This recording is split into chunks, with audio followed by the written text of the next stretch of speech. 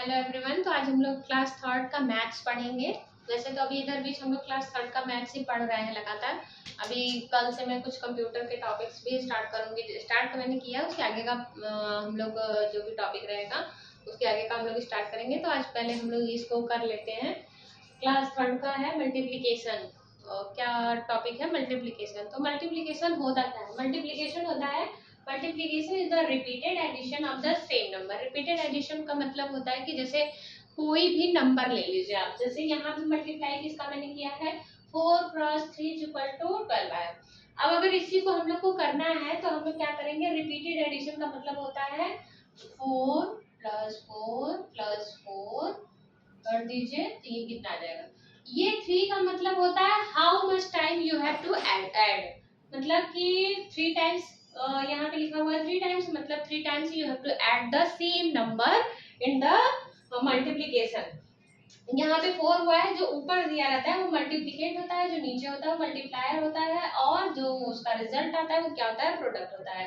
तो इसमें क्या करते हैं हम लोग, multiplication is the repeated addition of the same number. Repeated addition मतलब ये जो ऊपर होता है उसी को कितनी बार रिपीट करना है, वो जो नीचे से मल्टीप्लाई आप लोग करते हैं वो करते हैं। तो 4 को 3 बार क्या करना है, रिपीट करके देखना है। तो आप इसको ऐड करके देख लीजिए, 4 8 8 + 4 12 होगा।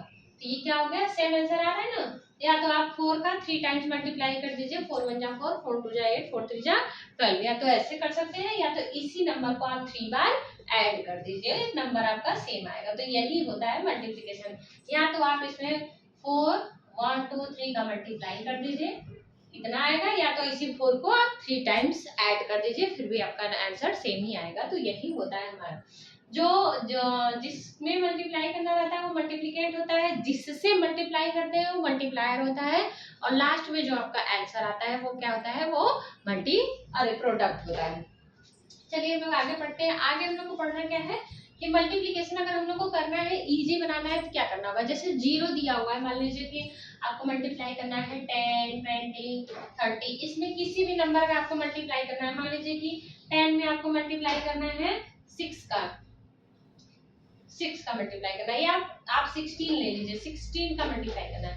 क्या करेंगे, ये जो 0 है इसको एक साइड में लिख देंगे, 16 का मल्टीप्लाई, बाकी जितनी भी नंबर्स रिमेन रहेंगे उसमें मल्टीप्लाई कर दिए, 16 × 16, आपका आंसर कितना आ जाएगा, 160। ये इजी तरीका होता है। जैसे मान लीजिए आपको 20 में 15 का मल्टीप्लाई करना है, एक 0 लास्ट में दिख रहा है, लेकिन ये याद रखिएगा कि 0 के बाद कोई डिजिट नहीं होना चाहिए। अगर 0 के बाद कोई डिजिट है तो आप ऐसे नहीं कर सकते, ऐसे रॉन्ग हो जाएगा।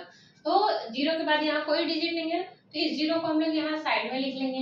15 का मल्टीप्लाई 2 में करिए, 15 का टेबल 2 बार पढ़ेंगे तो 15 × 1 = 15, 15 × 2 = 30 होता है।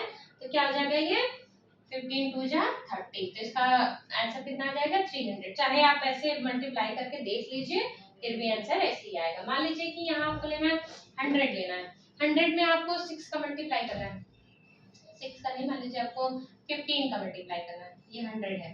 अब इसके आगे कोई डिजिट नहीं है ना, तो इस 0 के आगे कोई डिजिट है ना, तो इस आगे 0 के आगे डिजिट। क्या करेंगे हम लोग, 2 0 अपने मन से लिख लिए, ये वाले 0 यहाँ लिख दिए। 15 × 1 = कितना होता है 50।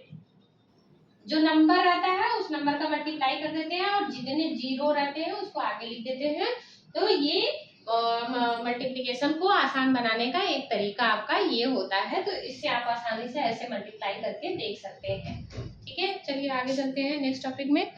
नेक्स्ट टॉपिक क्या है आपके इसमें, नेक्स्ट टॉपिक दिया हुआ है मल्टीप्लिकेशन बाय रीग्रुपिंग।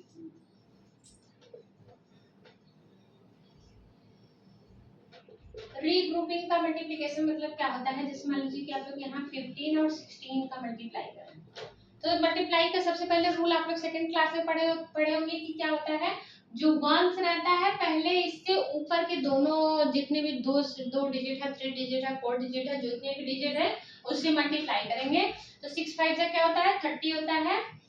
तो ये जो यहाँ पे आया है इसको हम लोग लिखते हैं, इसको बाद में किसमें ऐड करेंगे, नेक्स्ट वाले में मल्टीप्लाई करने के बाद इसको उसमें ऐड करते हैं। 6 × 1 = 6 हो गया, 6 में 3 आप लोग ऐड करेंगे तो कितना हो जाएगा 9, कितना हो जाएगा 9।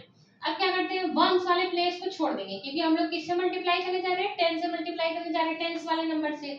टेंस वाले मल्टीप्लाई का मतलब होता है कि वंस के प्लेस को हम लोग को छोड़ना है। तो यहाँ पे हम लोग क्या करेंगे, वंस के प्लेस को छोड़ दे रहे हैं, ठीक है। छोड़ के अब यहाँ पे 15 का 5 का मल्टीप्लाई 1 में करेंगे 5 आएगा, 1 का मल्टीप्लाई 1 में करेंगे तो 1। अब इसको ऐड कर दीजिए, यहाँ पे 0 हो गया, यहाँ पे हो गया 9 और 5 कितना होता है 14, 1 ऐड तो आप लोगों को करने आता ही होगा।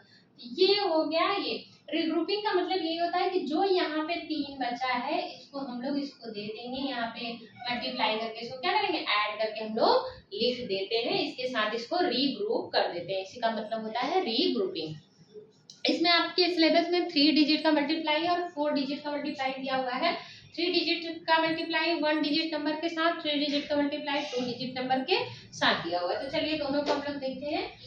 3 digit multiplication, 3 digit multiplication, multiplication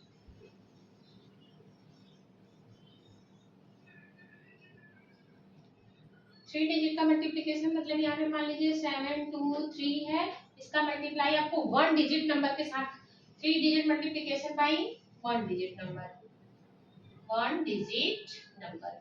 इसको आप लोग कैसे करेंगे, यहाँ पे मान लीजिए 4 कर दे रहे हैं, इसको मल्टीप्लाई करना है तो सबसे पहले क्या करेंगे, इसका मल्टीप्लाई 1 से करेंगे, 1 से 10 से ये 100 है तो 4 3 जा कितना होता है 12, 12 का यहाँ पे सिर्फ वंस का प्लेस आएगा तो यहाँ पे हम लोग 2 लिख दिए। यहाँ पे जो 12 का 1 बचा है, ये 12 था, 12 का 2 यहाँ लिख दिया और ये 1 जो बचा है इसको इसके साथ हम लोग क्या करेंगे यहाँ पे रीग्रुप कर देंगे। 4 2 जा क्या होता है 8 होता है, 8 में हम लोग क्या करेंगे 1 को ऐड करेंगे तो 8 हो जाएगा यहाँ पे 9, और 7 4 जा कितना होता है 28 होता है, 28 होता है। अब यहाँ पे कोई ऐसा नंबर नहीं बचा था जिसको हमको 100 के साथ रीग्रुप करना है तो 7 4 जा सिर्फ 28 लिख देंगे। ये क्या हो गया हमारा आंसर हो जाएगा। आप सीधा सीधा मल्टीप्लाई करिए, जो आपका उसमें अगर 2 डिजिट का नंबर आ रहा है तो उसको दूसरे नंबर के साथ हम लोग उसको रीग्रुप कर देंगे।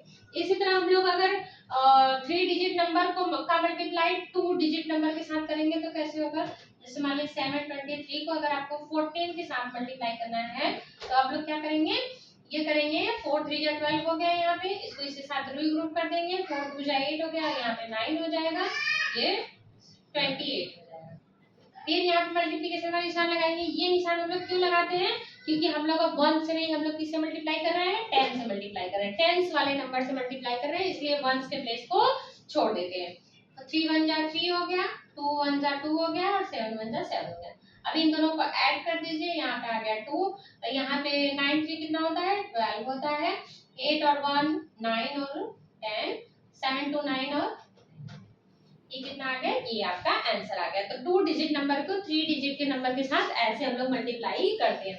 अगर मान लीजिए इसे में 3 डिजिट के साथ मल्टीप्लाई करना है तो क्या करेंगे, यहाँ पे वंस का प्लेस छोड़ रहे हैं, उसके नीचे लाइन में जब हम लोग लिखेंगे तो टेंस का भी प्लेस छोड़ देंगे। क्यों, क्योंकि हम लोग 100 वाले नंबर के साथ मल्टीप्लाई कर रहे हैं, इसलिए वंस का भी प्लेस छोड़ेंगे और टेंस का भी प्लेस छोड़ देंगे।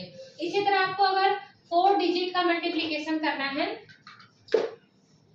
4 डिजिट का मल्टीप्लिकेशन 1 डिजिट नंबर के साथ अगर मान लीजिए करना है, आपका ये ऐसे है, अगर मान लीजिए यहाँ पे और 2 के साथ मल्टीप्लाई करना है, 4 डिजिट नंबर का मल्टीप्लिकेशन 1 डिजिट नंबर के साथ कर रहे हैं तो 5 2 जा कितना होता है 10, यहाँ पे 1 बच गया, इसको इसके साथ हमको रीग्रुप करना है, 3 2 जा 6 होता है, 6 प्लस 1 7 होता है। अब इसके बाद कोई नंबर नहीं बचा है जिसको हमको रीग्रुप करना है, 3 2 जा 6 सिंपली मल्टीप्लिकेशन, 3 2 जा 6 सिंपल मल्टीप्लिकेशन।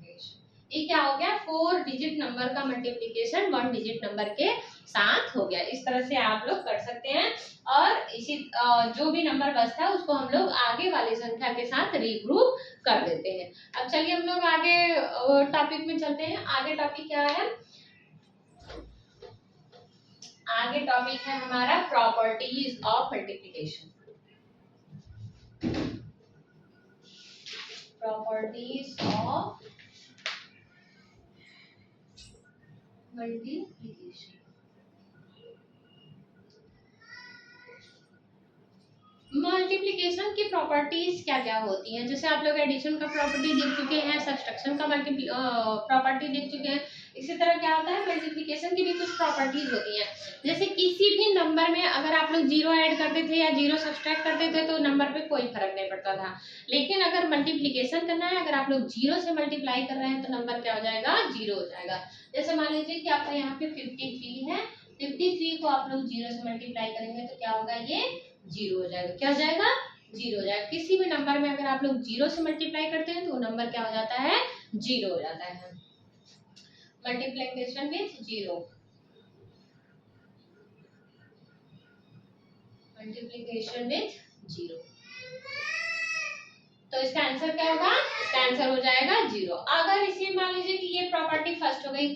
सेकंड प्रॉपर्टी क्या होता है कि अगर वन के साथ मल्टीप्लाई करना है, किसी भी नंबर में अगर आप वन के साथ मल्टीप्लाई कर रहे हैं तो वो नंबर क्या होता है, वो नंबर वही नंबर आपको प्राप्त होता है। जैसे कि मान लीजिए आपको यहाँ पे 753 में वन से मल्टीप्लाई करना है, तो वन का टेबल तो आपको पता है, 1 3 जा 3 होता है, 5 1 जा 5 होता है और 7 1 जा 7 होता है। तो आंसर हमको क्या मिलता है, the answer will be same. either you have to multiply by 1, the number will be remain always same number, it doesn't change its value। तो आगे चलिए हम लोग आगे चलते हैं कि क्या होता है, इसकी थर्ड प्रॉपर्टी क्या होती है। थर्ड प्रॉपर्टी जैसे ऑर्डर प्रॉपर्टी होती है। अगर आप मल्टीप्लिकेशन में, एडिशन में और मल्टीप्लिकेशन में अगर आप लोग किसी भी नंबर के ऑर्डर को चेंज कर देना, ऑर्डर को चेंज करने का मतलब क्या होता है कि उसके मतलब जगह को चेंज कर देना, आपस में एक्सचेंज कर दीजिए। जैसे यहाँ पे थर्ड प्रॉपर्टी क्या होती है, order property. Order property, order property का मतलब होता है कि किसी भी 2 डिजिट के नंबर को या 3 डिजिट के नंबर को आपस में आप एक्सचेंज कर दीजिए। तो थर्ड क्लास में आपको 3 डिजिट का नंबर पढ़ना है। जैसे मान लीजिए कि आप लोग यहाँ पे 4 क्रॉस 3 क्रॉस 2 है, तो 4 3 जा 12, 12 2 जा 24 होता है ना, 24 होता है। अगर हम लोग इसको उल्टा करके लिखते हैं, जैसे यहाँ पे 2 लिख दिए, यहाँ पे 3 लिख दिए और यहाँ पे 4 लिख दिए, तो इसका आंसर कितना आएगा, 3 2 जा 6 होता है, 6 4 जा कितना होता है, 24 होता है। अब आप इसको करिए, मान लीजिए 3 को हम उधर कर दें, 4 क्रॉस 2 क्रॉस 3 कर दें, तो इसका आंसर कितना आएगा, 4 में 2 का मल्टीप्लाई करिए कितना आएगा, 8 8 3 जा 24 कितना हो गया। अगर आप किसी भी नंबर में ऑर्डर को एक्सचेंज कर देते हैं आपस में तो उसका आंसर क्या आता है, उसका आंसर सेम ही रहता है। चलिए अब हम लोग आगे डिस्ट्रीब्यूटिव प्रॉपर्टीज और नेक्स्ट प्रॉपर्टी जो है मल्टीप्लिकेशन की पढ़ते हैं। तो मल्टीप्लिकेशन की 2 और प्रॉपर्टी है, वो क्या होती है, एक एसोसिएटिव प्रॉपर्टी होती है और एक डिस्ट्रीब्यूटिव प्रॉपर्टी होती है। एसोसिएटिव प्रॉपर्टी का मतलब क्या होता है, एसोसिएटिव प्रॉपर्टी, एसोसिएटिव प्रॉपर्टी का मतलब होता है कि जैसे आपको यहाँ पे मान लीजिए यहाँ पे 2 क्रॉस 3 क्रॉस 5 दिया हुआ है। अब आपको इसको डिस्ट्रीब्यूट करना है और एसोसिएट करना है। एसोसिएट का मतलब कंबाइन करना होता है, एक तरह से आप समझ लीजिए। आप इन दोनों को एसोसिएट कर दीजिए और इसको अलग से मल्टीप्लाई करिए। जैसे 2 क्रॉस 3 है, इसको अलग से मल्टीप्लाई करिए। एक तरह से ऑर्डर प्रॉपर्टी ही इसको समझ लीजिए। 3 2 जा कितना होता है, 6 क्रॉस 5 कितना होता है, 6 5 जा 30 होता है ना। तो ये हो गया। अब चाहे आप इसको इसके साथ रीग्रुप कर दीजिए, 2 को बाहर कर दीजिए, 3 क्रॉस 15 कर दीजिए, तब भी कितना आएगा, 5 3 जा कितना होता है 15, 15 2 जा 30। आंसर आपका सेम आ रहा है। आप चाहे इसको ऐसे कर दीजिए, 2 क्रॉस 5 कर दीजिए और इसके बाहर 3 कर दीजिए, 5 3 जा कितना होता है, अरे 5 2 जा 10 और 10 क्रॉस 3 इज इक्वल टू 30। तो आपका आंसर हर एक तरह से सेम होता है। एसोसिएटिव प्रॉपर्टी को आप एक तरह से order property, order exchange property ले सकते हैं, लेकिन इसमें ब्रैकेट मतलब ब्रेसेस लगाना पड़ता है। आपको 2 मल्टीप्लाई करके तीसरे को अलग से मल्टीप्लाई करना पड़ता है। तो इसका क्या आता है, इसका आंसर इस तरह से चेंज हो सकता है। अब इसी में एक और प्रॉपर्टी है, एक है distributive property. Distributive property, distributive property का मतलब क्या होता है, डिस्ट्रीब्यूटिव का प्रॉपर्टी का मतलब होता है कि आप जैसे यहाँ पे मान लीजिए 2 क्रॉस 6 है, 2 क्रॉस 6 को आपको डिस्ट्रीब्यूट करके लिखना है, तो आप इसको कैसे लिख सकते हैं, 2 क्रॉस 6 का रिजल्ट कितना आएगा, 12 आएगा। इसको डिस्ट्रीब्यूट करके लिखना है, इसका मतलब हम लोग क्या करेंगे 2 3 प्लस 3। अब डिस्ट्रीब्यूट करना है, 2 को ब्रैकेट के अंदर लेके जाइए आप लोग, तो 2 का मल्टीप्लाई 3 से होगा और प्लस 2 का मल्टीप्लाई 3 से होगा। 3 2 जा 6 प्लस 3 2 जा 6, 6 कितना आ गया 12 आ गया। तो चाहे आप इसको इस तरह से लिख दीजिए, इस 6 को मैंने क्या लिख दिया है, 6 को 3 प्लस 3 लिख दिया, चाहे आप इसको 6 लिखिए चाहे इसको 3 प्लस 3 लिखिए, क्या होगा वो तो सेम ही रहेगा। तो फिर 2 को जब ब्रैकेट के अंदर ले जाएंगे, दोनों से अलग अलग मल्टीप्लाई करवा के उसको ऐड कर देंगे, तो उसका आंसर कितना होगा सेम ही रहेगा। तो यही इसकी एसोसिएटिव प्रॉपर्टी और डिस्ट्रीब्यूटिव प्रॉपर्टी होती है। तो मल्टीप्लिकेशन की ये सारे प्रॉपर्टीज होते हैं, आप लोग इसको पढ़ लीजिएगा। धन्यवाद।